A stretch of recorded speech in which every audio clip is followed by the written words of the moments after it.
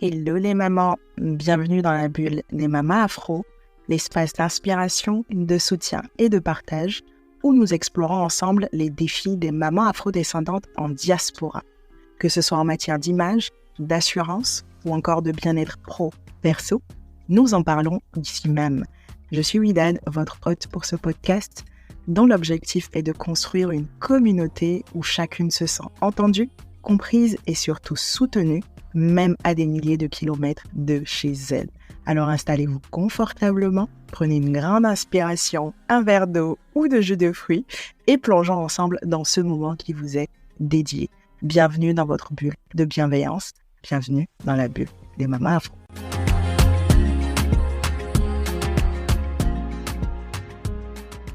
Hello, bienvenue dans cet épisode spécial où nous parlons de mon parcours de LinkedIn Top Choice Africa à LinkedIn Top Voice France. Je suis vraiment contente. Peut-être que ces mots, ces termes dont je parle là ne vous disent rien du tout, mais on va y venir. Je suis vraiment contente de faire cet épisode parce que c'est seulement hier que j'ai découvert que j'étais LinkedIn Top Voice France, en fait. Et du coup, j'avais envie de vous faire cet épisode pour vous faire un peu un retour d'expérience et partager quelques tips, quelques astuces, stratégies pratiques qui fonctionnent pour moi aujourd'hui, pour ma progression constante, en tout cas sur LinkedIn. LinkedIn, il faut savoir que c'est le canal que j'ai choisi pour mes activités professionnelles et pour mon lancement en 2021. Et au début, je me suis lancée aussi sur Instagram, mais j'ai eu quelques soucis avec un piratage de mon compte, perte de mes accès, etc., qui a fait que j'ai basculé sur LinkedIn. Et je me suis dit, écoute, ce réseau me semble un peu plus sûr, un peu plus bienveillant, donc je vais y construire ma communauté, développer mes activités. Donc voilà un peu pour le contexte. Donc j'utilise LinkedIn maintenant depuis 2021 pour promouvoir mes services en tant que consultante en image et bien-être pour les femmes et mamans cadres afrodescendantes. C'est aussi un canal professionnel, enfin ça a été un canal professionnel dès le départ, par rapport à ma casquette de risk manager. C'est ce canal qui me permet de construire, d'entretenir mon réseau professionnel. J'ai décroché plein d'opportunités via ce canal et voilà, pour moi, ça a toujours été LinkedIn dès le départ, pour plusieurs raisons, que ce soit pour la bienveillance des gens, pour la façon dont l'algorithme pousse les contenus, pour aussi respecter un peu mon rythme vie perso, vie professionnelle. Franchement, c'était un bon combo pour moi. Et il s'est fait que quand je me suis lancée en 2021, donc j'ai été accompagnée pour me lancer sur le réseau, mais je l'ai fait juste comme ça, sans forcément attendre derrière une reconnaissance ou quoi que ce soit. En réalité, je l'ai fait pour moi, pour développer mes activités, mais aussi pour attirer les clients par rapport à mon business. Donc, c'était ça. Et donc, je me suis rendu compte que la façon dont je fonctionnais, le travail que je faisais sur LinkedIn, je me suis rendu compte que ça commençait petit à petit à faire écho, à plaire. Donc, il y avait des likes, il y avait des commentaires, il y avait des messages en privé d'encouragement. Donc, je me suis dit, écoute, ce truc-là, ça semble intéresser les gens, ça semble plaire. Donc, on va continuer. Et de fil en aiguille, donc j'ai eu la chance de rencontrer des personnes avec lesquelles j'ai collaboré sur le réseau, ça s'est bien passé, donc j'ai eu des clientes qui sont venues à moi par ce canal et c'était super bien, ça s'est très bien passé. Et puis un beau jour, j'étais même dans un coaching, je crois, en ce moment-là, une personne qui dit: «Ah oui, Dad, tu fais partie d'un classement qui sortira sur LinkedIn dans quelques jours». Donc là, moi, j'étais intriguée. Je dis: «C'est quoi encore cette histoire de classement? Moi, je fais pas forcément ça pour être classée dans un truc et cetera». Et effectivement, quelques jours plus tard, il y a ce classement, donc le premier classement dont je vais vous parler ici, qui est LinkedIn Top Choice Africa, pardon, qui sort. À l'époque, c'était donc 2022, mais pour les activités de 2021. Et donc, ce classement sort et je vois ma tête dans le classement. Et là, j'en reviens pas. Et ce classement donc, dont je vous parle, c'est le LinkedIn Top Choice Africa, qui a un classement qui est porté par Adjaratou Lawani et Muriel Tezna. Donc, ce sont les deux co-organisatrices de ce classement. Et ce classement, il sort chaque année. C'est un classement qui permet d'identifier, on va dire, les profils ils aiment bien utiliser ça, moi un peu moins, mais les profils influents, d'Afrique francophone qui publient régulièrement, qui apportent de la valeur à leur communauté et qui sont reconnus comme professionnels experts dans une thématique donnée. Et en gros, ce classement, c'est clairement une reconnaissance du travail, de l'expertise, de ce que vous apportez à la communauté et sur LinkedIn. Et ça, c'est super top pour la visibilité, en fait. Donc, j'ai vu ma tête dans ce classement-là et j'ai appelé chérie. Ah, je suis LinkedIn Top Choice Africa. Et on était super contents tous les deux. Et après, c'est vrai que ça m'a ouvert pas mal de portes. Ça m'a permis, comme je le dis, d'asseoir une certaine crédibilité. Voilà, ça a apporté une certaine crédibilité à ce que je faisais, un regard différent aussi, un profil différent par rapport aux gens qui venaient solliciter mes services. Et ça, c'est plutôt positif parce que derrière, tu peux choisir aussi avec quel type de personnes tu veux travailler et tu attires à toi les bonnes personnes. Donc, je suis sortie dans ce classement-là en 2022 pour l'exercice 2021. Et il s'est fait que en 2023, donc j'ai renouvelé encore l'expérience du LinkedIn Top Choice Africa. Donc, j'ai été classée aussi en 2023 dans ce classement pour l'exercice 2022. Et pareil, là, je me rappelle, on était à Majorque, je pense, quand j'ai vu que j'étais dans le classement et on était en train de danser. On était à une soirée où on dansait avec mon chéri. On a dansé toute la nuit pour célébrer ça. En plus, cette année, je suis dans le top 15 et enfin dans le top 15 dans la catégorie coaching et formation consulting. Et pareil, j'étais super contente parce que ça veut dire que les gens voient le travail qu'on fait. Ça veut dire qu'il y a des gens qui vous regardent, qui sont attentifs, des gens pour qui aussi ce que vous faites est utile parce que ça compte. Parce que le classement, pour être dedans, il y a certains critères à respecter. Il y a la régularité, il y a la qualité des postes, il y a l'engagement. Vraiment, il y a tous ces éléments-là qui sont scrutés au peigne fin, comme on dit, pour que vous puissiez sortir dans ce classement. Et vraiment, moi, je suis très, très reconnaissante et je salue tout le travail qui est fait derrière également par Adjaratou et Muriel. Et voilà, c'est vraiment une reconnaissance de mon travail et ça fait partie des éléments qui nous poussent à continuer. Et se dire, ah, je l'ai été une fois, je l'ai été deux fois, on n'a pas envie que ça s'arrête, on a envie de l'être encore trois fois, quatre fois et ça nous pousse à continuer, à apporter de la valeur. Et donc ça, c'était pour le LinkedIn Top Choice. Et là, hier, comme je vous le disais, j'étais là, tranquillou, je répondais aux commentaires de mon post et je vois sur mon profil un petit logo LinkedIn, donc le in en bleu. Et j'étais là, je me disais, mais c'est quoi encore ce truc-là? Est-ce que c'est un bug de LinkedIn? Est-ce que c'est une nouvelle fonctionnalité qu'ils sont en train de tester? J'ai pas compris. Donc, je suis allée sur mon profil et j'ai vu un truc LinkedIn Top Voice. J'ai cliqué dessus. En cliquant dessus, je vois LinkedIn. Il met en avant un groupe d'experts LinkedIn sélectionnés du fait de la variété des sujets qu'ils traitent, parce qu'ils partagent des analyses, des informations pour aider les membres à progresser dans leur vie professionnelle. LinkedIn, c'est ce programme qui était connu auparavant sous le nom de LinkedIn Influenceur. Avant octobre 2022, les membres passent une sélection rigoureuse pour vérifier qu'ils sont dignes de confiance, qu'ils sont régulièrement actifs sur la plateforme et qu'ils partagent une expertise intéressante grâce à du contenu qui démontre leur contribution unique et originale sur un sujet. Je vois ça et je suis juste aux anges. Je ne sais pas s'il faut que je danse, qu'est-ce qu'il faut que je fasse. Et même là, j'avais un doute. Donc, je me suis dit, écoute, Widad, on va pas s'emballer trop vite. J'ai fait un screenshot que j'ai envoyé à Adjaratou Lawani, du coup, vu que c'est vraiment celle qui m'a accompagnée dès le début sur LinkedIn aussi. Je lui ai dit, écoute, Adja, c'est quoi ce truc-là encore? J'ai vu LinkedIn Top Voice sur mon profil là. Ça veut dire quoi concrètement? Dis-moi. J'avais lu, mais je voulais être sûre, en fait. Et elle m'a réexpliqué, ok, c'est ça. Tu sais, c'est comme le LinkedIn Top Choice. Ça veut dire que les gens ont remarqué ton travail.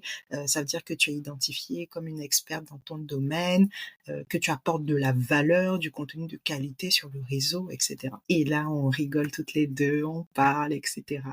Et je lui dis à quel point je suis contente, à quel point je suis reconnaissante aussi du travail qu'on a fait avec elle dès le départ, parce que c'est aussi pour ça que je suis arrivée à ce stade. Et donc, pourquoi j'avais envie de vous raconter toute cette partie, au-delà du fait que je suis très contente d'être dans tous ces classements, le LinkedIn Top Voice est aussi un autre classement d'un autre niveau parce que là, c'est vraiment LinkedIn qui te reconnaît et c'est juste top en fait. Et je sais que derrière, l'algorithme en tout cas regarde aussi ton profil différemment. Là, j'ai vu ce matin que automatiquement j'ai eu l'accès à la partie LinkedIn Premium, alors qu'avant, on ne peut pas, et c'est quelque chose de payant. Je pense même que c'est un peu moins d'une centaine d'euros par mois pour avoir le LinkedIn Premium. Là, je l'ai automatiquement et je sais que derrière, tu peux accéder en termes de prospection, en termes de profil aussi à une base plus qualitative, on va dire. Et donc ça, j'ai trop hâte de découvrir derrière et de voir tout ce qui va suivre en fait ce classement dans le LinkedIn Top Voice. Mais waouh! Gratitude, gratitude, reconnaissance parce que je vous cache pas que c'est beaucoup de travail derrière. C'est beaucoup de nuits blanches, c'est beaucoup de je me réveille à 4 heures. Aujourd'hui aussi pareil, c'était ça, réveil à 4h30, 5 heures. Tu laisses ton chéri et ta fille dans la chambre, tu as tellement envie de continuer à dormir avec eux, mais tu es motivé par un je ne sais quoi qui te pousse à y aller et à continuer. J'avais aussi envie de profiter de cet épisode pour vous rappeler en tout cas les éléments qui ont fonctionné pour moi et qui à mon sens en tout cas me portent jusqu'ici par rapport à toutes ces consécrations-là que je suis en train de voir et qui sont top. C'est que pour moi tout est parti d'une décision. Ça a été déjà une décision de choisir LinkedIn comme mon canal numéro 1 pour mes activités professionnelles et de le prendre au sérieux. Là, j'insiste là-dessus. C'est vraiment de le prendre au sérieux, de se dire, c'est pas je viens et l'année prochaine je reviens en fait. C'est que je veux être là, je veux comprendre comment ça fonctionne et je veux faire les choses bien de façon régulière. Ensuite, la deuxième décision, c'est se faire accompagner. Se faire accompagner pour comprendre le fonctionnement du réseau, pour retravailler son positionnement. Comme je le disais en introduction, moi j'ai eu la chance donc de travailler à mes débuts avec Adjaratou et Muriel. Par la suite, j'ai été accompagnée aussi par Béni, Tossou, puis par Elodie Da Silva par la suite. Donc toutes ces personnes-là, en tout cas pour mon activité sur LinkedIn, m'ont apporté énormément et m'ont aidé à chaque fois à me remettre en question, à me réajuster, à me repositionner pour continuer. Ensuite, la troisième chose qui, je dirais, a fonctionné, ou en tout cas fonctionne bien jusqu'ici, c'est de travailler, de produire du contenu toujours en me demandant comment je peux être utile pour ma communauté. Qu'est-ce que je peux faire pour aider les femmes et mamans qui me suivent? Qu'est-ce que je peux faire en tout cas pour moi, pour mon sujet en lien avec l'image et le bien-être? Qu'est-ce que je peux faire pour les aider à se sentir bien, belles, confiantes dans leur vie professionnelle et personnelle à travers ce réseau? C'est vraiment ces questions-là qui me portent dans la création de contenu et qui me permettent, en tout cas, je pense, d'avoir l'engagement derrière, de voir que les sujets plaisent et ça, l'algorithme aime. Et si l'algorithme aime, LinkedIn aime et,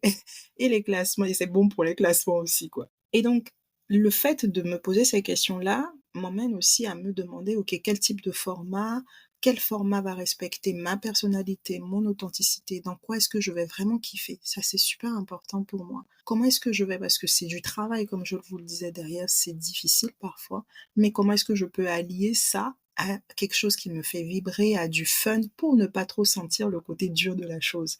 Donc, j'ai eu à tester vraiment plusieurs formats, que ce soit les lives. Bon, j'ai pas encore testé les LinkedIn audio, quoique je l'ai fait en étant invité par quelqu'un, mais que ce soit les lives, les carousels, les sondages, les posts classiques, des vidéos directement. Enfin, je pense que je fais vraiment le tour et j'essaye de tester, de voir ce qui fonctionne, ce qui plaît aux gens et ce qui me plaît aussi moi. Ensuite, ce que je dirais aussi dans les tips là que je suis en train de vous donner, c'est ne pas hésiter à se reposer pour mieux revenir parce que parfois ça peut être difficile, ça peut être compliqué de suivre le rythme. Surtout à un moment, moi je sais que j'étais à un rythme de 1 ou 2 posts par jour et ça c'était super prenant pour moi. Donc à un moment, j'ai pas hésité à dire stop en fait pour mieux revenir après et qui respecte qui on est vraiment. Toujours se rappeler qui je suis.